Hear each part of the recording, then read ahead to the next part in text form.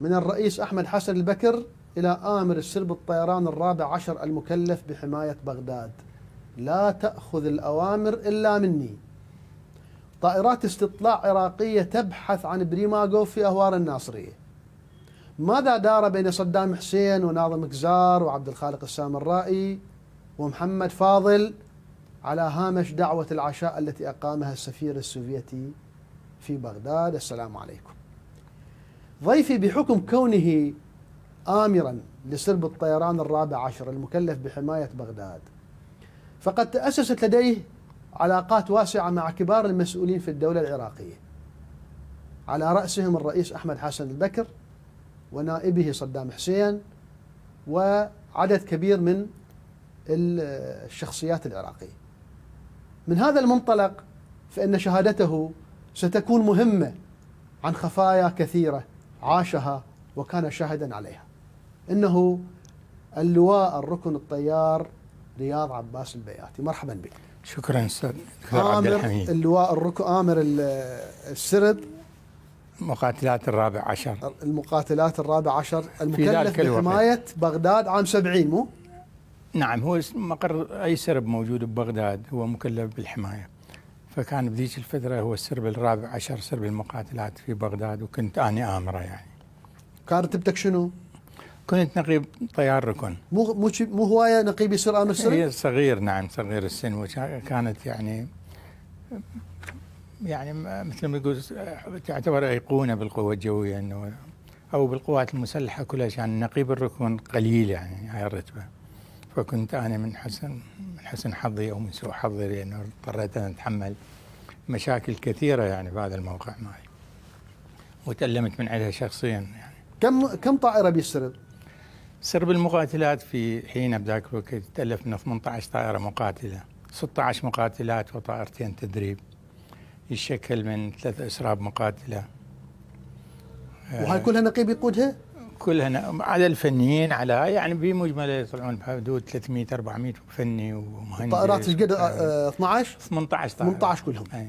المقاتلات ايش قد اللي بتشتغل؟ المقاتلات اللي يستخدمن لاغراض القتال المباشر هنا 16، وطائرتين للتدريب ممكن استخدامهن لاغراض القتال، بس انه بشكل مين للتدريب. وين مقره؟ الفوق؟ مقرنا في قاعدة الرشيد الجوية. قاعدة الرشيد. نعم. يعني قريب على قاعدة الرشيد او نفس القاعدة؟ نفس القاعدة، او هو المحور مال القاعدة. شنو كان نوع الطائرة ميج؟ السرب الرابع عشر في تلك الفترة خلف السرب التاسع، يعني قبلها كان السرب التاسع هو المكلف بحماية بغداد، مجهز بطائرات ميج 21 اي بي اف ام. نتيجة لخبرتنا الحقيقة على طائرة الميج 21 وحبنا للطائرة، يعني كنا الطائرين العراقيين يحبون طائرة الميج 21 ونعتز بها، فصارت حوارات كثيرة مع الجانب السوفيتي في هذا الجانب. تمكن الجانب السوفيتي من يطوروها بناء على تجربتنا احنا من الطائرات الغربية، لأنه معظمنا جاي من خلفية طائرات غربية. طوروها لحساب العراق بس؟ لو لحسابهم بس، للعراق مين يعني بشكل رئيسي للعراق، ومنطوره وهي الطائرة يعني طوروها بناء على ملاحظات انتم اعطيتوها؟ بناء على ملاحظاتنا توجيهاتنا بالحقيقة. يعني بس هي كانت يقول لك ال21 كانت مواصفات كلش يعني متقدمة في وقتها. الميج 21 الطائرة يعني الأمريكان، مو أنا أقول عليها، الأمريكان والطيارين المقاتلات الأمريكان يقولون أنها واحدة من أحسن المقاتلات بالعالم، ولذلك رادوها الأمريكان وأخذها منير روفة ب66.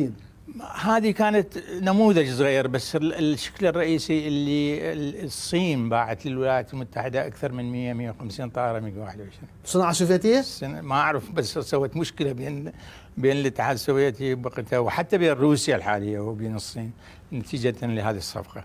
توجد في الولايات المتحدة بحدود 100 إلى 150 طائرة ميج 21 مارسوا خيرة الطيارين الأمريكان طيران عليها ومدحوها كثيرا كطائرة. بها خلل الافيونيك مالها، الالكترونيك مالها ضعيف، اما كطائره من احسن الطائرات بدون شك. يعني مو خبرتنا احنا والباكستانيين والهنود والامريكان نقول. السوريين عندهم ايضا؟ يعني قد يكون السوريين يعني شهادتهم مو كلش ناهضه، لانه السوريين يعني مستوياتهم ضعيفه بالطيران، ما اعرف هسه يجوز غير شكل. بس الباكستانيين الهنود والامريكان واحنا نقول انه هاي طائره يعني ممتازه جدا يعني. هذا ايش قد كان عندنا منها بالعراق؟ كلها عندك فكره عن عدد الطائرات عندنا؟ الدكتور يعني هذا في سياق هذا الحديث جرتنا الى موضوع العراق بلد فقير يعني في ذلك الوقت تقصد؟ في ذاك الوقت احنا نتحدث حتى المشاهدين نتحدث بدايه السبعين يعني بدايه عام نحكي لا قبل ال70 69 تحكي 69 و68. العراق بلد فقير يعني امكانياتنا ضعيفه، النفط يمكن ينباع بدولار او شيء من القبيل يعني. قبل التامين ما كان مؤمم النفط؟ ما كان مؤمم النفط. كانوا الروس يعني في بدايه ثوره تموز الروس بدأوا يجهزون بطائرات روسيه، فجهزونا بطائرات الميج 17 ميج 19 اللي بنوعينها اكو ميجين 17 وجهزونا بميج 19 اللي صارت ايضا من يعني تجهيز للسرب التاسع مقر بغداد اللي اشتركوا باحداث ال 63 ماكو مال منذر الونداوي ربعه. منذر الونداوي اللي قصفوه للطائرات ذني والغي السرب او جمد السرب. جهزونا بسرب ميج 21 بسنه سنه ال60 60 على 61 ومن ثم اعتقد اشتركت قسم حرب حزيران مو؟ نعم حرب حزيران اشتركت نعم. اشترك النوع الثاني اللي جهزونا بسرب يسموه كي 13 النوع الاول من عدها اللي هو قديم جدا يعني. خلينا نستغرق بهاي القصه الطائرات يعني لان شغله طويله وفنيه شغله فنيه هي هاي. هذا السرب شنو مهامه؟ حمايه بغداد شنو يعني؟ السرب اللي ببغداد واجبه دفاع جوي بشكل رئيسي يحمي منطقه بغداد. هذا الواجب العام ضمن الخطه العسكريه. منين يحميها؟ من اي طيران معادي. وكانت المشكله انه الطيران المعادي قاصفه ولا اعتراضيه طائراتكم؟ طائرات اعتراضيه. اعتراضيه. والمشكله كنا ببغداد الحقيقه ما عندنا مشكله غير من ايران يعني هذا الحكي وهي ايران مو بعد من جت الثوره الاسلاميه من قبل الثوره الاسلاميه هناك مشاكل مستمره ويا ايران. ايش كنتوا تتوقعون من ايران؟ تجاوزات من الدوله ايش كانت تتوقع من ايران يعني مثلا شو يسوون؟ يعني كانوا عدوانيين الحقيقه الايرانيين يعني حتى بوقت الشاه. يعني الطيران مالهم يتوغل بالعراق لحدود منطقه بغداد. اما منطقه الكوت ومناطق مستبيحيه ذيك المناطق يعني بالكامل طيرانهم. سياده اللواء حضرتك امر السرب العدو المفترض منه ايران؟ شغلتنا ايران كانت. احنا بغداد ايران. التعليمات من الدوله انت طبعا تجيك من القصر مو لو منين؟ بشكل عام لا من الدفاع الجوي بس بالازمات نستلم التعليمات من القصر. من الرئيس مباشره؟ من المكتب العسكري. المكتب العسكري. واذا اراد الرئيس يعني يلغي امر المكتب العسكري ويصبح الاوامر من عنده كما حدث عده مرات نصير بامره رئيس الجمهوريه. منين يحضروكم الرئيس والمكتب العسكري منين؟ مباشره. منين يحضروكم؟ منين؟ يعني شو الخطر؟ احنا لحد ال 68 وسالنا الطيارين اللي قبلنا يعني كانت المشكله الرئيسيه هي التجاوزات الايرانيه. الجويه البريه الجويه جويه ايه؟ يعني انتهاكات يعني واسعه جدا. الامكانيات الايرانيه امكانيات هائله مقارنه بنا يعني ما عندنا امكانيات وقلهم. يعني هم صفقه ماخذين 400 طائره امريكيه ما بين طائرات الفانتوم وطائرات الاف 14 تومكات اللي اسرائيل ما عندها من عندها. امكانياتهم هائله، احنا امكانياتنا ضعيفه جدا يعني ضعيفه جدا. من اقول لك ضعيفه تكاد تكون هزيله يعني. يعني السرب الداعش المجهز بالطائرات الميج 21 القديمه مدى الطائرات كانت توصل الى خانقين مسلحه بصاروخين بسيطه يعني ما عندنا شيء امكانيات. فكانت المشكله الرئيسيه الحقيقه هي ايران. هذا دا احكي انا قبل مجيء الثوره الاسلاميه يعني معروف طبعا وقت الشاه. طبعا هاي مشكلتنا الرئيسيه كانت ايران الحقيقه. والواجب الاخر هو الواجب الامن الداخلي اللي هو السرب مسؤول عن امن الداخلي لبغداد. يعني فيما لو حدث انقلاب في اي مكان خارج بغداد تتحولون الى قاصفات؟ نتحول مثل ما صارت بال 59 مال الشواف. الشواف من ضرب مقر، انضرب من السرب التاسع ببغداد اللي هو ميج 17 اللي باخذها ميج 19. تحولت من اعتراضيه الى قاصفه. الى ضربت المقر مال الشواف بمعسكر الموصل. يعني بالغزلاني.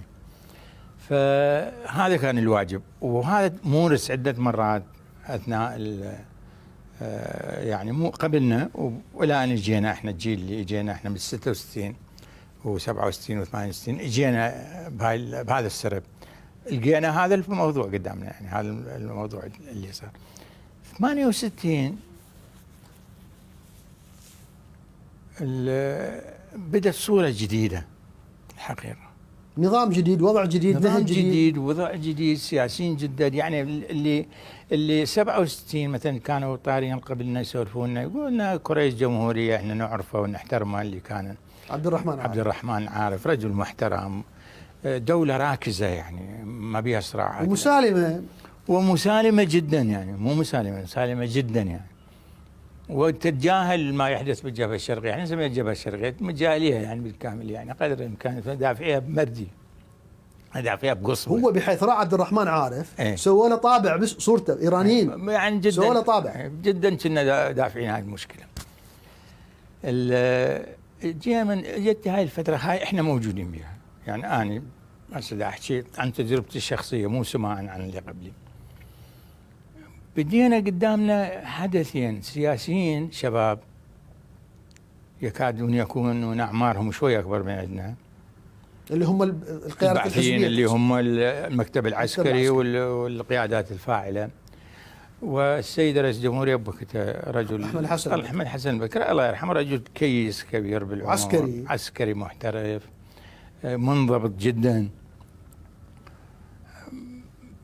علاقاته حتى قليلة، يعني علاقاته الاجتماعية قليلة. كان مرات يخابرونا القصر الشاي بيمكم، يا بلا مو يمنا، هو ما يروح الا لو يجي يمنا بالسرب. يجي يمكم؟ اي، لانه احنا على طول بالانذار. يعني ملتقي بيه انت؟ كثيرا، مو مره ومرتين، مو بس ثاني، يعني طايرين السرب التاسع يجي شنو يتاكد؟ لا يجي زياره، يقعد يشرب شاي يقضي له في ساعه ساعتين ويسولف وهاي ويا طيارين، لو يروح الكليه العسكريه، لو يروح الكليه الاركان، لو يروح المستشفى الطفل العربي. بالضبط هذا المدار مالته، يعني منطقة الحركة مالته هذه. قبل ماكو لا أجهزة اتصالات لا هاي، تتصلون على التليفون يمكن فلان واحد، وما تجي خبصة وحمايات هواية أبدا. هو ورائد إبراهيم والسايق إبراهيم الدليم، يمكن إبراهيم الدليم والسايق فقط، ماكو غيرهم.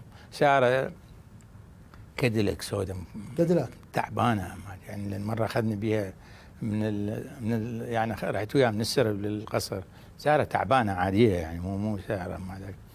رجل بسيط، يعني بسيط بمعنى البساطة، يعني كلش بسيط. أعضاء المكتب العسكري من الأسماء تتذكرها بالسبعين؟ أعضاء المكتب العسكري ناظم كان، ناظم قزار، نائب رئيس المكتب، نائب أمين سر المكتب، نائب أمين سر المكتب، وبحقيقة هو اللي يدير المكتب، يعني هو هو الفاعل بهم. ومحمد فاضل عضو قيادة، ويمكن هم ذاك الوقت بالمكتب، أو هو مسؤول عن المكتب. المكتب تداوروا عليه الكثيرين، طه ياسين رمضان، محمد فاضل، وأخيرا صدام حسين بعدين. بس بديش الفترة كانت بالمدار، ذولا كانوا فاعلين، محمد فاضل وناظم الله يرحمه، خضير عباس، فاضل القرغل، فارس القرغلي، أحمد السامرائي، نعم، يعني حاتم الباوي يمكن، يعني وآخرين كثيرين يعني موجودين. هو كانوا منهم 3 أو 4 من الحلة، يعني حاتم الباوي من الحلة، خضير من الحلة، فارس من الحلة. بال69 صارت عندكم حالة تأهب على طول؟ لا يعني بحدث بال69. نعم، سموه عبد الغني الراوي. شنو صار عبد الغني؟ ويا عبد الغني الراوي هم يعني تحركت قطعات من ديالى صور وباتجاه بغداد، وتم تعامل وياها بطيارات ميكس 17 بوقتها. تحركت يعني تحركت بخان سعد. من كان يقودها؟ احد ضباط عبد الغني الراوي، ووقتها هرب عبد الغني الراوي الى ايران. الى ايران وبعدين راح للسعوديه. بعدين راح يعني كان ملجأ معظم الهاربين الحقيقه إيران. من عندنا الى ايران، يعني اللي يشردون من العراق يروحون لايران. انت كنت امر سرب بذاك الوقت؟ كنت انا يعني مو امر السرب، ضابط بالسرب. بالسرب موجود. اشتركت بقصف القطاعات؟ لا ما اشتركت، بالسرب التاسع كنا موجودين. اللي ضربهم مو من السرب التاسع، ضرب هناك طائرات عندنا مفرزه مال ميج 17 هم اللي يتعاملوا وياها، لانه الهدف كان كلش قريب على حواف القاعده بني سعد. تدري قاعده الرشيد يعني بغداد الجديده. نعم. وكان بني سعد قريبه، يعني بين طريق بين قريبه جدا طبعا. قريبه جدا، فهم اللي يتعاملوا وياها. فصار وضع جديد، يعني جديد علينا احنا كطيارين، واحنا طيارين بقدك ما كنا باعثين. النائب صدام حسين ذيش المرحله 69 70 ما تعرفوا؟ ما نعرفه ولا يدخل ولا لنا علاقه به ولا ابدا. انا اول مره يعني سامع باسمه كانت تكون باحثات مال الشمال، وكنت موجود ضابط خبر حركات، كان هذا حكي بال 69. اتصل واحد ما اعرفه، يمكن ما حضرته، قال انا صدام. صدام؟ ايه. وانت حكيت وياه؟ انا حكيت وياه، ما اعرف من صدام الحقيقه. شنو كانت رتبتك؟ لازم اول؟ لازم اول، ما اعرف. تفضل. قال راح تجي طياره من كركوك بيها البرزاني، مو ادريس، ولا مصطفى؟ مسعود؟ ايه. وكاك كان وزير سابق بالحكومه العراقيه، وزير تربيه صور، هم عسكري.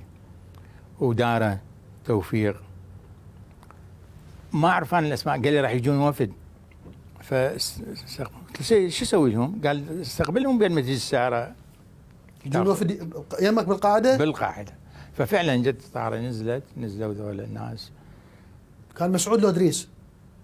لا مو مسعود، ادريس. ايه. جو الناس قعدوا بمقر القاعده، شربوا شاي. فسالني واحد مدني، قال لي اريد اخابر للأعظمية، كانت الارقام متبدله ببغداد. قال لي هذا، قلت له هذا الرقم متبدل، فارقام الأعظمية تبدلت. قال فسالته، قلت له حضرتك منو؟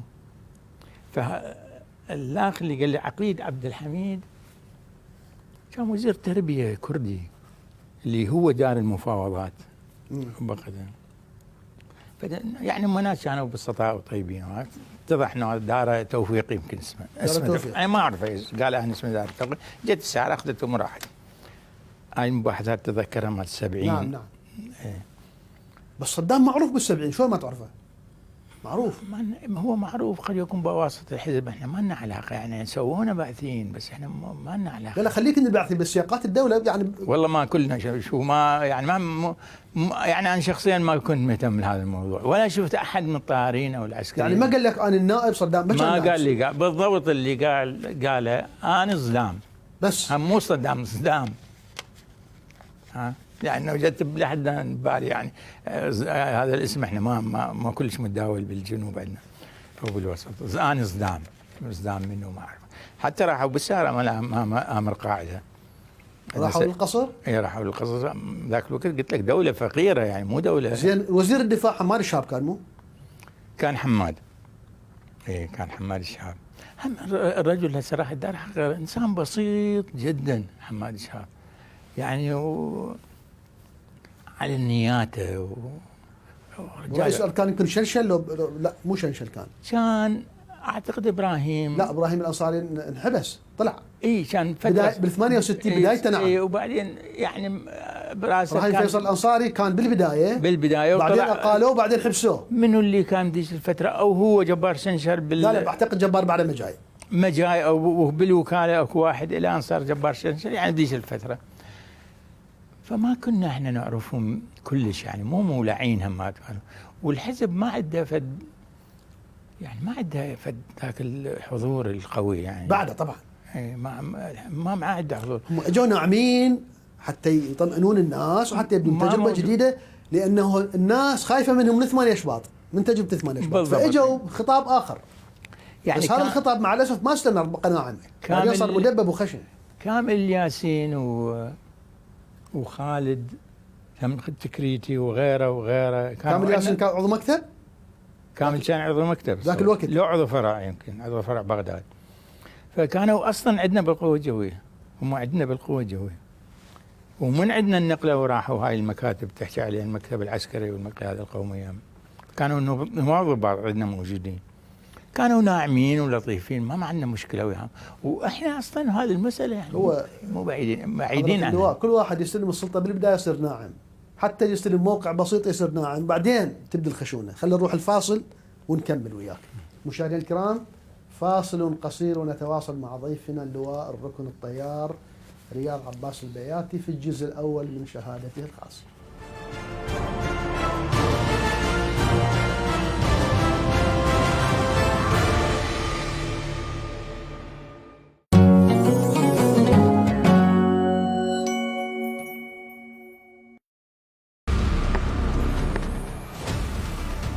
تتداخل الأحداث وتشتبك المواقف، يتزايد الضغط وتتدافع وجهات النظر، لكننا هنا لإظهار الحق. الحق يقال من الأحد للخميس الساعة 9 مساء.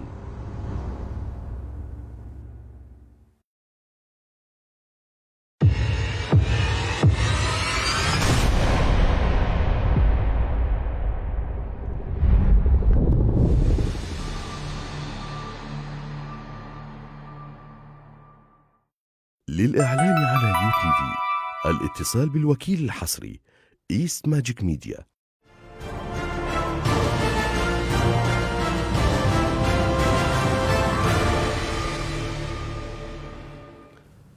مستمرون مع اللواء الركن الطيار رياض عباس البياتي، مرحبا بك. اكو حادثة صارت، طائرة إيرانية مروحية هبطت عن طريق الخطأ في الأراضي العراقية على الحدود، صارت بسببها مشكلة. هسه انقلتنا تالي قدام سنتين متقدمه. ليش اكو شيء من طفرناه؟ لا ما طفرنا شيء احداث، بس الملاحظ انه انا هذا الفتره قبل هاي الطائره انا رحت للهند. رحت للهند. ايه، اكملت الاركان مالتي بذاك الوقت بالهند. ومثل ما تفضلت انت مو صغير على هذا، نعم انا كنت صغير. وكان اصرار من المكتب العسكري انه انا اللي اروح للهند. ليش؟ هذا جزء من الصراع اللي موجود كان. أنا أخويا مرافق مع الناظم قزار. أخوك مرافق ناظم قزار؟ نعم. لؤي عباس البياتي. لؤي عباس رضا البياتي. شنو رتبته كان؟ كان مفوض. مرافق شخصي؟ مرافق الشخصي، يعني مرافق الشخصي ويانا، واثنينهم ما متزوجين. ما يك عالي؟ بالضبط، يعني إيه طبيت بمشكلة، يعني أنا مو طرب بيها، إنه هذه بالوقت اللي احنا ما كنا ذيك الفتره ميك عالي كلش، يعني كلش، او تقدر تقول مدلل اخوته. اي طبعا. ناظم كان هو الدوله، يعني هو جزء كبير من الدوله الامنيه هو اخوته. فانا اللي رحت اكملت من رحت. هي هاي الصراع كان واضح. بين من وبين من؟ صراع بين المكتب العسكري كافراد مع رئاسه الجمهوريه. مع الرئيس؟ مع الرئيس بالذات. منو ضد الرئيس ومنو معه؟ المكتب العسكري يكاد يكون كله ضد الرئيس؟ كله ضد الرئيس. وقسم من الاعضاء القياده القطريه اللي انا ما ملتقي بهم، ما سامعهم يعني، لكن احيانا كنت اسمع من اخويا من المرات القليله اللي نلتقي بها، يعني المرات القليله مثلا اللي نلتقي بها. سالته على صدام، قال لي معقول انت ما تعرفه؟ قلت له ما اعرفه. ايش قال لك عنه؟ قال لي يابا شلون ما تعرفه؟ ما هذا. قلت له ادري سامعك بس انا ما سامع بصدام. قال لي هو هذا صدام التكريتي. المهم، فكان اكو صراع يعني قوي بين المكتب العسكري، يوصفوه يعني مرات توصيفات احنا ما نقبلها. شو يوصفون من؟ بكر؟ يوصفون رئيس الجمهورية. شو يقولون مثلا؟ يعني ابو الهواي شيء من احنا العسكر، هذه التوصيفات ما نصرف لنا. بعدين قلت لك انت سامعها؟ انا سامع. منين مثلا؟ والله من اعضاء المكتب، يعني قد يكون من الناظم نفسه يعني. ناظم. ناظم ما يحب البكر؟ اعتقد ما يحبه. تعتقد لو سامع؟ لا ما يحبه، يعني ما يحبه رغم انه الرجل قليل الكلام، من الصعوبة تقرأ وجهه. من هو ناظم؟ إيه. يعني وجهه بوكر فيس، عباله قالب مصبوغ. انت شايفه؟ اي يلتقي بينا، لان قلت لك وجه شنه قالب مصبوب؟ يعني بالضبط قالب مصبوب يعني. طبعا ابدا ما بي ملامح، ابدا ما بي ملامح، ولا تقرب على وجه الشيء. يعني واحد تشوف على وجهه فرحان مزعوج، هذا واحد ما ينقرا نهائيا. بس تقرا القسوه ولا ما تقراها؟ ساكت. حتى القسوه ما تنقري؟ ابدا ساكت، يعني الواحد ساكت، يعني عباره عن لوحه جامده، يعني لا اكثر ولا اقل. من يجيك ما يعطي توجيهات؟ ما يجينا، يعني كان هو يعني من اكو تعليمات كنت بوقتها يعني وكيل امر سرب يستدعونا للمكتب، فاروح للمكتب من يوجهنا. قلت لك هاي مواصفاته، وقصير وكلامه قليل والمقابله قليله وياه، رغم كونه يعرفني، يعني قلت لك اخويا المرافق. بس ما جاملك ولا مره؟ يعني شاف على وجهي امتعاض مره او مرتين من هذا الحكي. ها قال لي تمات عسكر ما تقبلون، يعني يا حكي مال ابو الهوايش وما شو؟ مال ابو الهوايش. هو قاله نفسه ناظم؟ سمعته من عنده. ها؟ سمعته من عنده. سمعته انت من ناظم؟ اي سمعته من عنده. يقول على بكر ابو الهوايش؟ اي هذا رئيسكم. رئيسكم. اي فشافني امتعضت، فقال لي تم هاي العسكر اللي ما تقبلون. قلت له السائد احنا عسكر، وهذا يعني احنا رئيس جمهوريه هو، يعني بغض النظر عن هو رئيس جمهوريه، يعني احنا نتعامل وياه كرئيس جمهوريه. المن ولاء تحس صدام كان ولاء مثلا او ما اعرف، بس هو قلت لك ما وجهه يعني بوكر فيس، يعني ما ينقرا نهائيا، يعني ما يحكي الا قليلا. يريد شيء من عبد الحميد يقول له اريد فلان شيء او فلان موضوع. انت من التقيت به عندك فكره عن قسوته، عن سامعها اكيد سامعها، لكن شو ما يوحي يعني، ما يوحي قاسي، ما يوحي لك هالقد، يعني ما محبوب هو اكيد، يعني مو من الاوجه المحبوبه. حسيت ولو انت مو كلش قريب منا، يعني بس باللقاءات بالاجواء قليله حسيت عنده نفس طائفي كما يشاع يعني. بالمسار الاخير نعم عندنا نفس طائفي. بالمسار الاخير شو وقت؟ يعني هي بالفترات الاخيره قبل المصير مال قبل 73 تقصد؟ ايه كانت. شلون يعني شنو المؤشرات؟ مثلا هي اني يعني واحد معده. اي اني واحد معده، يعني اصراره على انه اني اروح للاركان، اصراره على انه هو اصر تروح الاركان؟ اي نعم. لكونك شيعي من الحله مثلا؟ هسه ما اعرف، ما كان متداول، احنا عندنا موضوع شيعي وسني وما ادري، هاي ما متداوله. شلون يعني بالقوات المسلحه هذه كانت ما متداوله. اذا وين المؤشر؟ المؤشر اصراره علي هو يعني اصراره عليك انت بالذات، ما عندك صفات انت غير مو قد يكون شيعي من الحله واخوك يمه بس. اخوي مو قد يكون اكو قبل هذا الموضوع، هو موضوع الله يرحمه وهاب كريم. وهاب شبيه؟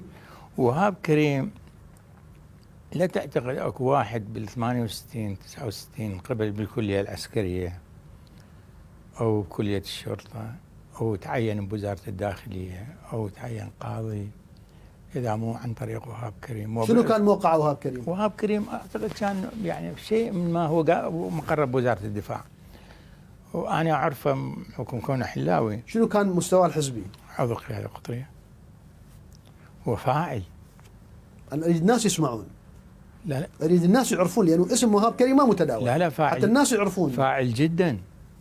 كل هذه الناس، كل دول النواب ضباط الحربيين بدورتيهم 80% من اللي تعينهم وسط والجنوب من بغداد وش اسمه هم عينهم وهاب كريم. بقصد؟ نعم بقصد. ايه وكان يعني حديث انا وياه. وكان صديق الناظم هو؟ علاقتهم كلش قريبه. قريبه. ايه علاقتهم كلش قريبه. هم ذول علاقتهم قريبه بالوقت اللي مثلا اجى فتره قليله طه ياسين رمضان على القوه الجويه، كان علاقتهم وياه مو زينه بحيث يتجاوزوه يعني يدزون عليه، يتجاوزون طه ياسين رمضان. هو مسؤول القوه الجويه، كان مسؤول حزبي؟ مسؤول حزبي القوه الجويه، يتجاوزوه. وهاب كريم كان هذه مواصفات اللي قلت لك. وهاب كريم نفس الشيء، ما لا شكله يساعد على ان يكون قاسي. هو فنان ورسام جسما نحيل ناعم. زين هاي المناطق وأنيق خمات يعني. لا ملابسه بعد اثنينهم بالمناسبة، اثنينهم وهم ذولا كلهم يعني، وبعد الله يرحمه عبد الخالق وياهم، اثنينهم آخر ما همهم الملابس ولا يهمهم السالفة. عبد الخالق زاهد بس أنيق كان يعني بسيط، ملابس نظيف إيه؟ بسيط. اثنينهم ذول الباقيين ولا يهمهم السالفة، لا ملابس. زين هاي المناطقية اللي تحدثت عنها إيه. هي رد فعل للتكرته؟ نعم للتكرته للتكرته كانت يعني موجودة التكرته بذاك الوقت؟ موجودة التكرته، وهم كانوا حيل راصديها وحيل بس بعدهم الجماعة ما بالايام الاولى بدت، بالايام الاولى بدت هاي المشكله، هذه من الايام الاولى بدت هاي المشكله، وبدأت تتفاقم يعني بالطرف الآخر، تتفاقم من الطرفين يعني كان احمد حسن البكري ايضا يعني ضايق من عندها، ضايق منين؟ من هذا الموضوع يعني ما والجيش امتلأ نواب ضباط حربيين اللي هم دول النصموس. دول منين؟ جنوب وسط تكارته؟ 80% اقول لك من الوسط والجنوب. من الوسط والجنوب. ايه.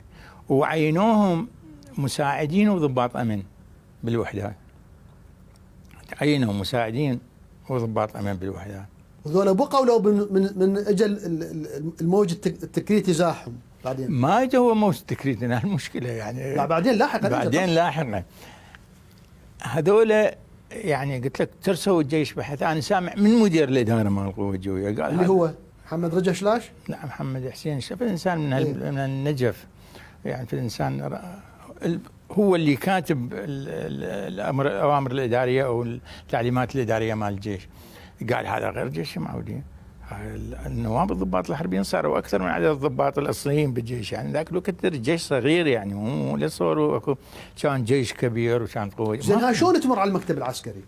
مو المكتب العسكري ادري هو وهاب واحد بس البقيه حتما ناظم وخضير وفارس وحاتم وعدنان، كلهم جنوب؟ كلهم الحله وجوه. صحيح اكو غيرهم، اكو عدنان شريف الله يرحمه، اكو احمد السامرائي، ما ادري بعد عدل الميت، بس دول كانوا فاعلين يعني خضير عباس كان امر كتيبه 14 رمضان اللي مسؤوله عن الامن بغداد وعضو مكتب عسكري. فارس حسين بالقوات الخاصه يعني. فارس حسين منين ليش؟ فارس حسين قرغلها من الحله. فارس حسين اللي صار سفير. صار سفير بعدين وبال 79 هم خذوه اي نعم. هذول من الحله. حاولت اتصل بي انا قبل فتره قال لي انا اطرش براشدي من كاسب. عذبهم. توقفوا. طلع هشام يعني طلع حطام بشر. تعبان هذا ما شايفه صار سنين يعني الحقيقه. وعدنان الدليم اللي انعدم والباوي الباوي ومحمد الضباوي علي الضباوي تقصد؟ لا مو علي الضباوي، حاتم الباوي. وش اسمه عزيز الياسري. عزيز كان مدير الاداره مال المكتب من دورتي عزيز الياسري. من الحله من بس هسه اللي يسمعك هسه يقول لك مو صعبه نقيب بهالموقع يستشف الصراعات بين القيادات العليا. مو بنصهم وأنا المشكله انه احنا هي هذا الاشكاليه اللي صارت بتصير. احنا عسكر يعني متعودين على ذاك النظام مال احمد مال المرحوم عبد الرحمن ناس عسكر يعني ما لنا علاقه بهاي المواضيع نهائيا يعني قد يكون نشوف رئيس جمهوريه، نشوف وزير، نشوف بالمراسيم، لكن فجأة طبينا بنص مشكله. اكو القوه الجويه بها مسؤول، واكو مكتب عسكري، والمكتب العسكري عنده خططه، ورئاسة الجمهورية عندها هذا. كان قائد القوى الجوية حسين مو؟ صار حسين حياة، وقبله كان واحد اسمه ناصر لفترة قليلة، ناصر هم تكريتي، اجى حسين حياة. حسين هم تكريتي حسين حياة وتكريتي. حسين حياة في الشخصية يعني لطيفة الحقيقة، وعنده خوش آدمي يعني، كان توفيقي جدا يعني حاول يحل الإشكاليات اللي موجودة ولكن احنا كنا طابين بهاي المعمعة يعني، صراع علني واضح بين هاي الاطراف وهاي الاطراف. من خلال يعني هواجس البكر كان خايف من الشخصيات بالداخل؟ خايف جدا منهم. منين؟ من المكتب العسكري. من المكتب؟ ايه. هذا بالايحاء لو لا بالحكي ماله، قال لكم؟ كان يوصفهم، يعني يوصفهم شنو ذول الشباب اللي هيك يعني مسيطرين على الامور. ما يقدر يغيرهم؟ ما اعتقد، ما يقدر لهم، لا. يعني كان عنده خوف منهم قد ينقلبون عليه.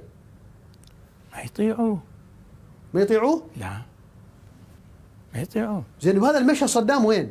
ما اعرف، بس هو موجود يعني. قبل فتره بدا اسمه يتداول ونائب رئيس مجلس قيادة الثوره. بس هذول اقوى، يعني هذول يعني الناس ببغداد تسال واحد ببغداد من ناظم قزار اقوى لو احمد حسن البكر؟ الناس تخاف من ناظم قزار. الناس تخاف، بس بتركيبه الدوله تختلف. حتى الدوله، تركيبه الدوله غير الناس. حتى الدوله كانوا يخافون من شباب. هم كلهم شباب يعني. احكي لك انت على ناس اعمارهم يعني 30 سنه وجوه. طبعا شباب. وحتى شباب حتى صدام شاب كان. حتى صدام شاب وماخذين الدنيا براحتهم بذراعهم، يعني ماخذين الدنيا. هسه نرجع لهاي الطائره.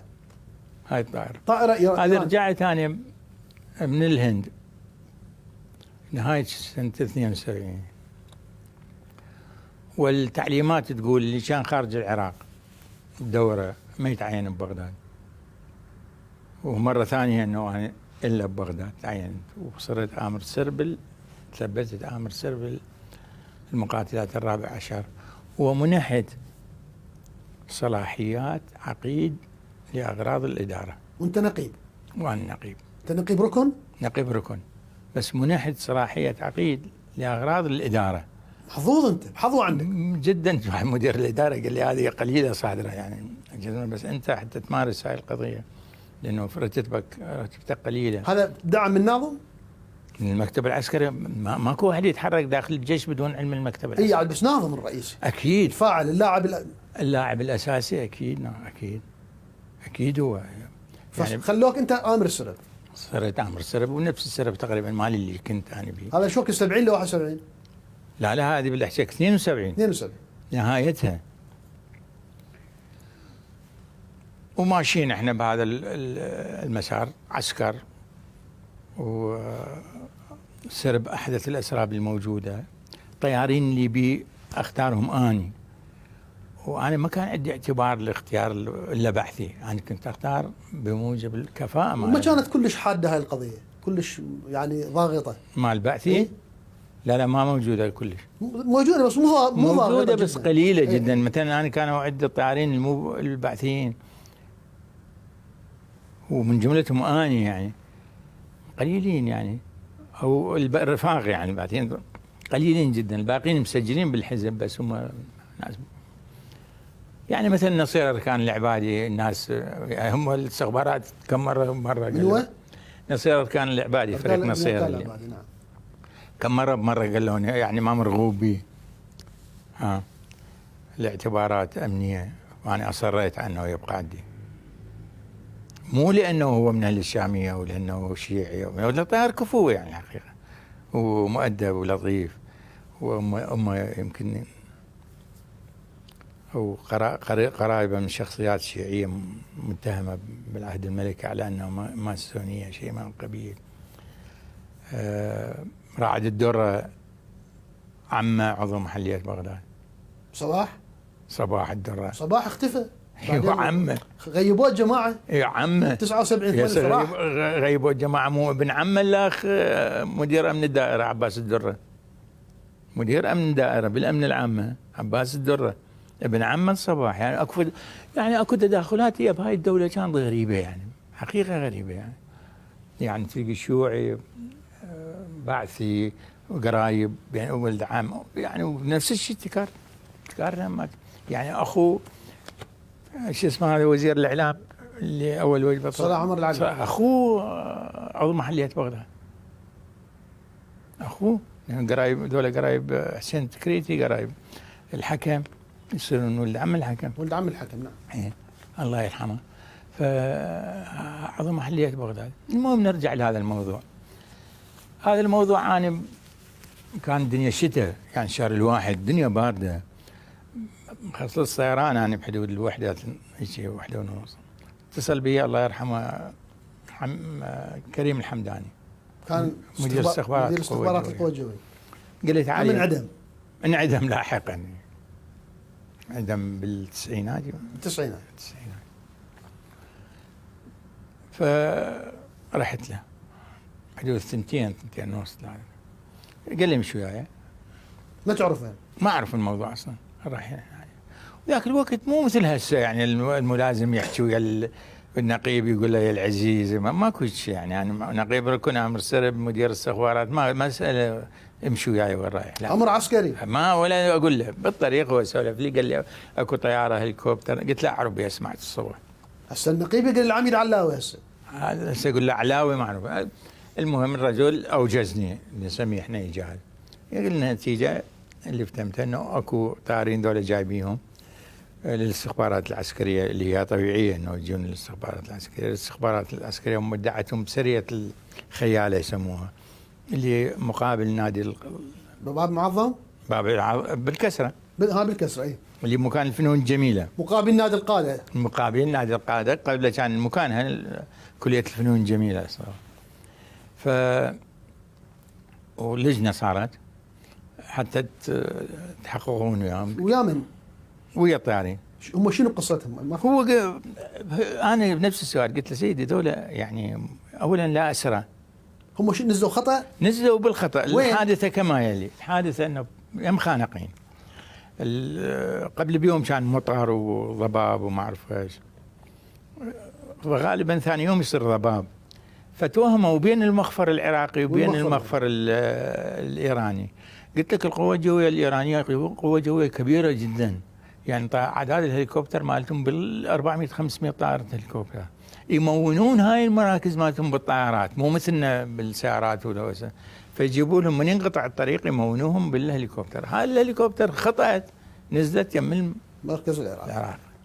المهم وصلنا لهناك،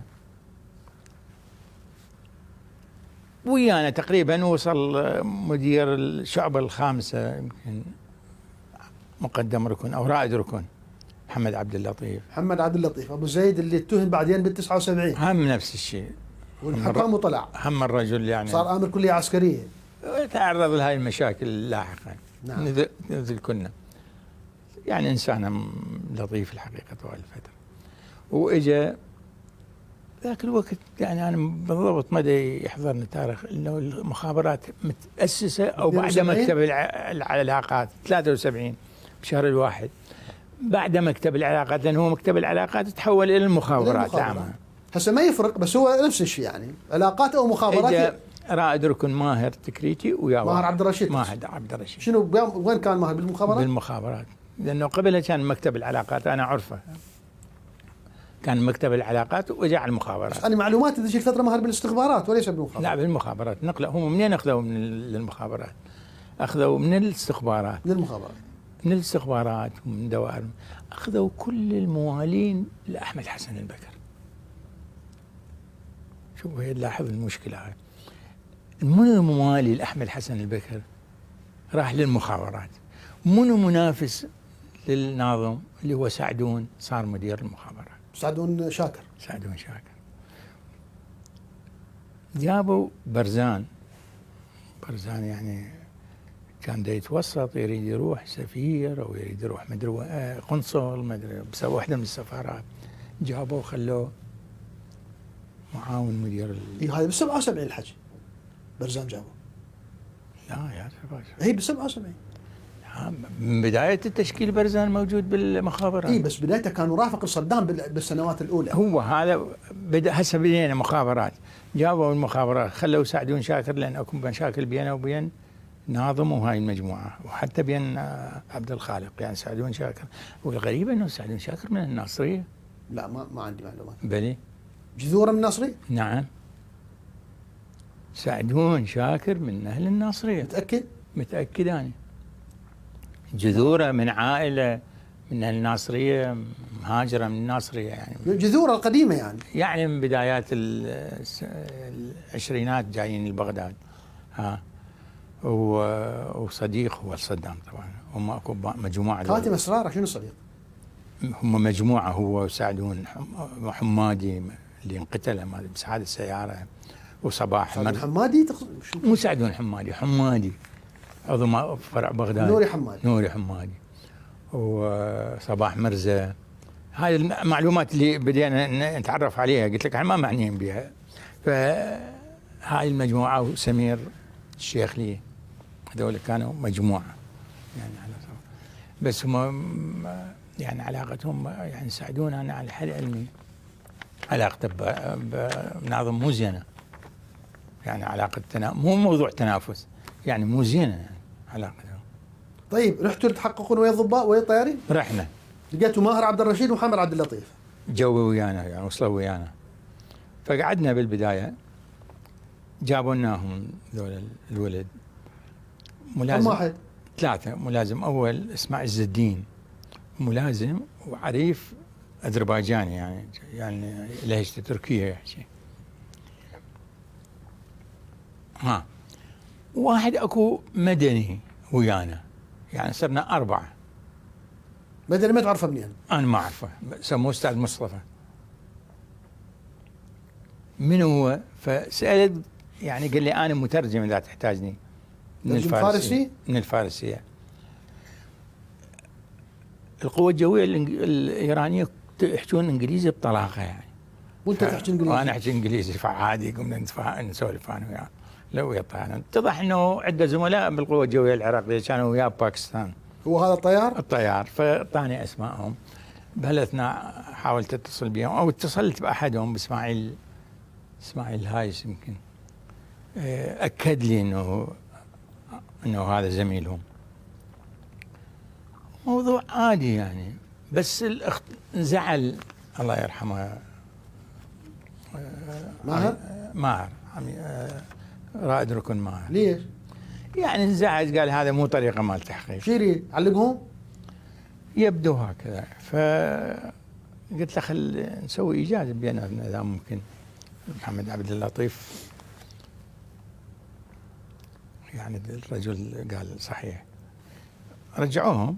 قلت له سيدي احنا مو تحقيق، احنا استجواب، استنطاق، سميه ما شئت، يعني حسب السياقات العسكرية.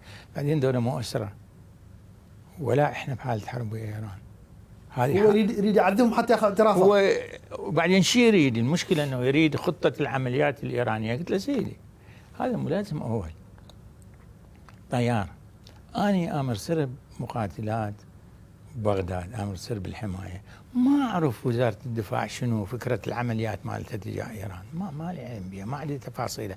إن جنرال أعرف إنه عندنا قطاعات مفتوحة، بس أنا ما أعرف تفاصيل. تتوقع من ملازم أول طيار مال هليكوبتر يعرف هاي القضايا؟ بعدين شنو المصلحة يعني إنه إحنا نتصرف ونظهر كعسكر يعني؟ وهاي مو ثوبنا يعني أن نتصرف بهالطريقة. الحكي ما عجبه. المهم راح ماهر زعل. لا بس احنا بعدنا ما اسمه، بس هو مغتاظ مثل يقولون، حكي ما عاجبه حكي. يريد اللي بباله يمشي. يريد اللي بباله، وهو الرجل شويه يعني طبعه يعني متسرع. ويحكي بزوده. يعني وانا احكي بزودي كوني طيار وامر السرب. هو بتكريتي هو تكريتي واخوه ماخذ بنت البكر. فصار نوع من الاحتكاك يعني مباشر بين جبهتين. فقلت له أنا يعني هذا مو ثوبي، أنا انسحب من العمل. فقلت له راجع مراجعيش. تليفون، شلت التليفون على عبد الكريم الحمداني. قلت له سيدي الموضوع كيت وكيت وأنا انسحب. قال لي لا ما تنسحب؟ قال لي ما تنسحب، مو بكيفك، لأنه الموضوع مو أنت، الموضوع عن جانب من فوق تسميتك. فخلت اتصل بهم، اتصل ما طولت على الحكي ربع ساعة. اتصل قال لي لا أبدا، أنت المسؤول عن الاستجواب أو الاستنطاق، مو تحقيق، استجواب أو استنطاق. قلت له سيدي السنين ترى أقدم من عندي. قال معي كتاب. فعلا الاستخبارات يبدو اتصلوا محمد عبد اللطيف، اتصلوا لأنه رأسا ماهر قال لي يعني أروح إذا موضوع هيجي أنت وإحنا حاضرين، إذا تريد نسوي لائحة بعدين إحنا حاضرين نوقع لك إياها. يعني انسحب شوية الرجل أو الاستخبارات، يعني استحسن الموقف، قال هو هذا الإجراء الصحيح. لحد الآن المدني أنا ما أعرفه شنو هو. لحد هذا قلت لك هالحكي طول اكو ساعتين يعني طلع من المدني. طلعوا الجماعة، المدني بقى. قال لي أستاذ السيد العام يسلم عليك. احنا بعدنا السيد العام منه، يعني مو كل شيء المصطلح يعني عندنا ماشي. السيد العام اتضح انه يسلموه، يعني يطلقوه على ناظم مدير الامن العام. مدير العام. منو السيد العام؟ قال السيد العام اللواء ناظم. قلت له اهلا وسهلا. قال لي يسلم عليك، يقول انت راح استلمت هذا الموضوع، يقول اياك ان تسلمهم الى اي جهه. اياك ان تسلمهم. قلت له شنو الموضوع؟ صدق استغربت الموضوع، شنو الموضوع؟ موجودين ذولا بالاستخبارات، وين يسلمون؟ قال لي ما يعني احتمال اي جهه تريد تاخذهم، يقصد على اليمن، يقصد على المخابرات. بالذات قلت له يعني منهم؟ قال لي المخابرات. قال لك؟ هي قال لي المخابرات، اياك تسلمهم. قلت له تعال عمية آمر سريع، هذول بعهدتك بأمرة الاستخبارات العسكرية، ما يجوز لك ترى بأي حال من الأحوال تعطيهم لأي جهة. الاستخبارات بلغوه، قال له المسؤول عن الاستجواب هو نقيب ركن الرياض، وأنت تبقى بهذا الموضوع بأمرته. قال لي سيد أنا استلمت تعليمات أنه استلم من عندك، أنت أبو الأمن العام شنو علاقتك بالموضوع؟ مو شغل، مو يمك الموضوع. استخبارات شغل استخبارات بالضبط، هو شغله حتى المخابرات ما لهم علاقه. ربما لان جهه خارجيه، ربما لانه جهه خارجيه كمستمع يجون، اما تكون الجهه الرئيسيه هو ابو الاستخبارات المسؤول عنها، والاستخبارات العامه والجويه جهه واحده يعني ما يفترق، وانا وياهم يعني. بالختام اطلقتوا سراحهم بعدين؟ يعني عفتهم بالليل من جمله طلباتهم، قالوا لي بلكن نودينا تزورنا الكاظم. قلت لهم ما بكيفي انا ازوركم الكاظم هم ما بكيفي. الساعه 2 يعني الفجر دق التليفون بغرفتي، احنا بالقاعده، انا بات بالقاعده، احنا بحاله انذار دائم. شلت التليفون لان هم كريم الحمداني الله يرحمه ولا يحكي وياي اليوم، شلونك شلون زين الحمد لله. قال لي لو ايش سويت؟ قلت له هذا اللي صار. قال لي راح يتصلون بيك من القصر ومن وزاره الخارجيه. شوكو؟ قلت له. قال لي المهم سديت التليفون، فعلا ماكو ورا 5 دقائق اتصلوا بي واحد من وزاره الخارجيه ما اعرفه. قال لي انت فلان؟ قلت له نعم. قال لي هذول الطيارين الايرانيين خوب ما سويتوا لهم شيء؟ قلت له استاذ. قلت له انا شخص ما عذبت، ما بسطتوهم ما ادري. المهم الرجل كان مربك جدا يعني ومتوجس جدا. قال لي زين احنا راح نروح، وين هم؟ قلت له هم بفلان مكان. قال لي راح نروح اني والسفير السويسري اللي يمثل يعني يرعى المصالح الايرانيه، ما يعني اللي سمعت السفير السويسري او من السفاره السويسريه وممثل الصليب الاحمر ياخذوهم. راح نروح لهناك. قلت له انا ان شاء الله قبلكم موجود. فعلا انا بسرعه بدلت ورحت وصلت قبلهم. اجى امر سريع خطير بعد ما يعني هذا الحكي بعد ما طلع الفجر. مشيت وياه ما ادري شنو، دزيت السائق مالي راح جاب جيمر من الكسره وما شنو، وقعدنا اجوا اي خذوهم. لا مو راسا، اجوا طب دخلوا استقبلتهم اني. رجل ذاك الوقت اكو دبلوماسيه حقيقيه بالعراق، يعني فجر هو بكامل اناقته وريحته وما ادري شنو، ويا ذول الثنين اللي سلمت عليهم الساعه بعد هم ما موجودين. قال لي موجودين ذولا؟ قلت له قال لي متاكد؟ قلت له سي استاذ. قلت له متاكد ماكو شيء؟ يا بتجيبوا لنا هم اجوا. فقلت له عز الدين هذول يعني هذول وزاره الخارجيه العراقيه وهاي السويسريين وهاي. المهم انتهت اخذوهم يعني؟ اي اخذوهم اخذوهم مع الامتنان من شو اسمه، وخابرني الدراجي عبد اللطيف الدراجي، متشكر جدا. سكرتير البكر. سكرتير البكر هذا الحكي كله دسول فيك اياه بعد ما صاير الساعه 8 الصبح. خابرك الدراجي يشكرك على ما حدث. يشكرنا على ما حدث وعلى التصرف شو اسمه اللي صرفته الحكومه العراقيه، وبالضبط قال لي اصلا طلعتنا من مازق ايش قديش كبره. اذا انتهى زمن الحلقه لواء رياض. عندنا بعد محطات ووقفات وتفاصيل كثيره، ما شاء الله ذاكرتك خصبه. والحمد لله والشكر. مشاهدينا الكرام انتظرونا في حلقات أخرى ونحن نستمع إلى شهادة اللواء الركن الطيار رياض عباس البياتي. السلام عليكم ورحمة الله وبركاته.